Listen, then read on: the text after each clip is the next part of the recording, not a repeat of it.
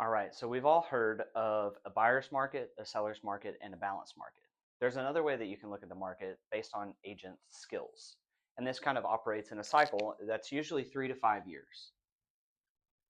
This correlates with the amount of volume that is available in the market for homes that are for sale. We have an any agent market where essentially any agent is able to find success and can find 3 to 5 transactions. If you think back to maybe 2021 or some parts of 2022, there was plenty of volume in our market where there were several buyers and several sellers. It wasn't that difficult to find transactions. So this is when your unit count is high and there's plenty of transactions that are occurring. Then we move into a some skills market. This market is where your unit count starts to slow down and it starts to have more of an angle, if you will. So there's still plenty of units. It's just you're going to find, here maybe we're at 3 to 5 is very easy to come by. Whereas here, the agents that did maybe 3 to 5 transactions are kind of more 1 to 3 transactions. It gets a lot more difficult to find transactions, people that are wanting and willing and able to either purchase a home or sell their home. So this is where things start to tighten up a little bit, and it requires agents to have some level of skills. That transitions into a skilled market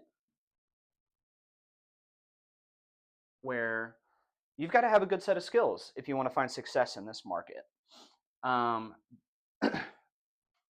Your higher producing agents are starting to do a lot more transactions than before, and the rest of the agents that are in the industry are starting to really find a strain. And this turns into your agents that were maybe doing 3 to 5 are struggling to find that one transaction. Things get a lot more tight and it becomes a lot more difficult to be a real estate agent. And then you have a high skills market. This high skills market is kind of what we're experiencing right now. There's a lot less volume to go around. There's a lot less people that are looking and seeking to buy houses or sell houses. And the ones that are still finding difficulty with getting pre-approved or finding enough equity in their home to actually be able to sell. So this is a market where your highly skilled agents are absolutely outperforming, having the best years that they've ever had, and they're making up about 80% of the market, whereas every other agent is really finding a hard time, and they're doing kind of 0 to 1 transactions. And if you were maybe a 12 to 15 unit producer, you might have gone down to a 5 or 6 unit producer. This market here is kind of where we're at currently speaking, where the agents that have very high levels of skills, they are finding the most success that they've ever had, whereas that kind of mighty middle, the people that were able to do this as a full-time job and a full-time career, are maybe having to seek other avenues for income. And then the ones that were maybe dual careered are getting really lucky if they're able to find 1 transactions a year.